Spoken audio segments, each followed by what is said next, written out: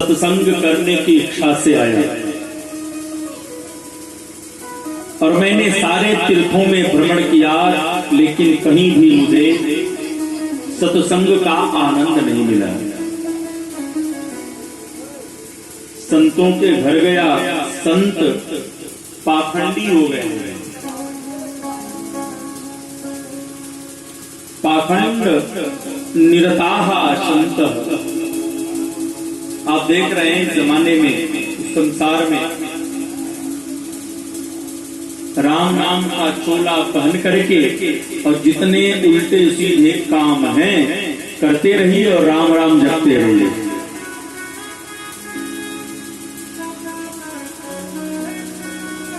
तो सरकारी भाइयों ने कहा तो एक काम करते, क्यों नहीं गृहस्थों के घर चले जाते। नारद जी ने कहा गृहस्थों के घर भी मैं गया। गृहस्थों के घर तो और स्थिति बिगड़ी हुई है। धरुणी प्रभुता जे श्याल को बुद्धिदायक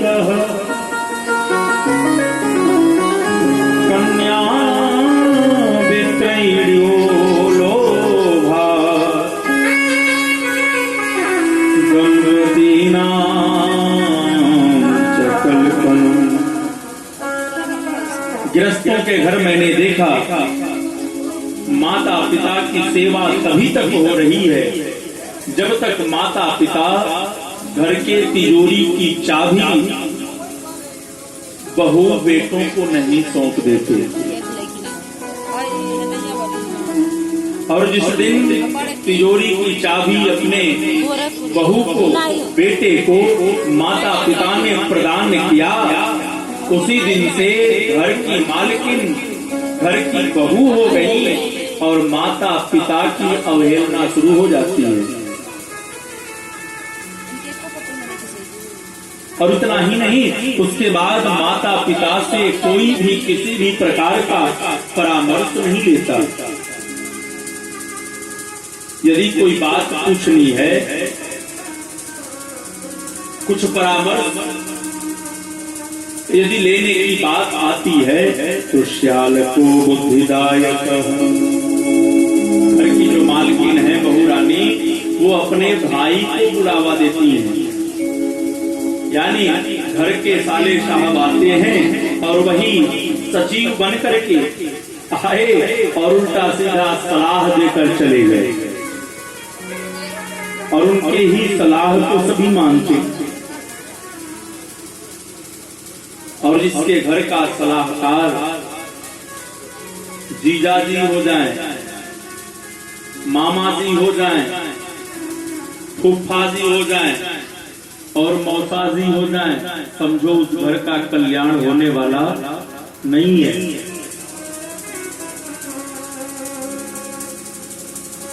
पहले के जमाने में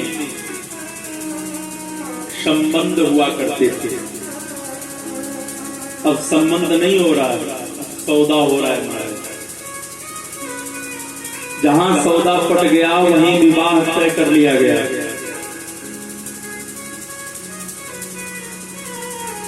आजकल के जमाने में संपत्ति के लिए लोग समधी बन रहे हैं और पहले समधी बना करते थे। सम मने बराबर, धी मने बुद्धि। लेकिन अब समधी से मतलब नहीं है, अब संपत्ति से मतलब है। कितना दहेज मिल रहा है भैया? नारद जी ने कहा इन सारी स्थितियों को देखने के बाद मन मेरा शांत हो गया। मैंने सोचा चल करके वृंदावन में बैठ करके राधे राधे मैं करूंगा। वृंदावन भी गया। वृंदावन में मैंने एक आश्चर्य देखा। एक स्त्री खिन्न मना होकर के बैठी है और उसके सामने दो युवक लेटे पड़े हैं जो जरावस्था को प्राप्त हो गए हैं। कुछ स्त्रियां पास बैठ करके पंखा झेल रही है, कोई पानी पिला रही है, कोई समझा रही है।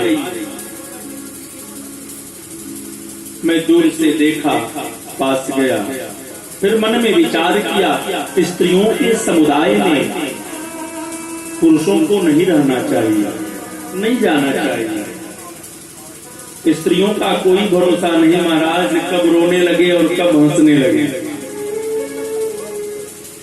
मन में विचार किया, वापस लौट रहा था, तब तक उस देवी ने आवाज बना दिया, भो भो साधो क्षणं तिष्ठ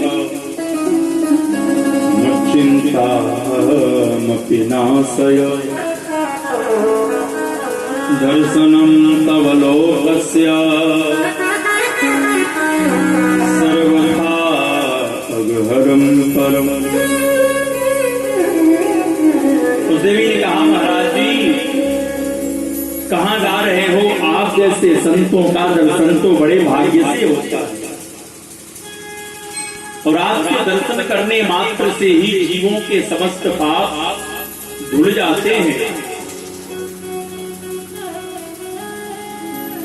मैंने पास जाकर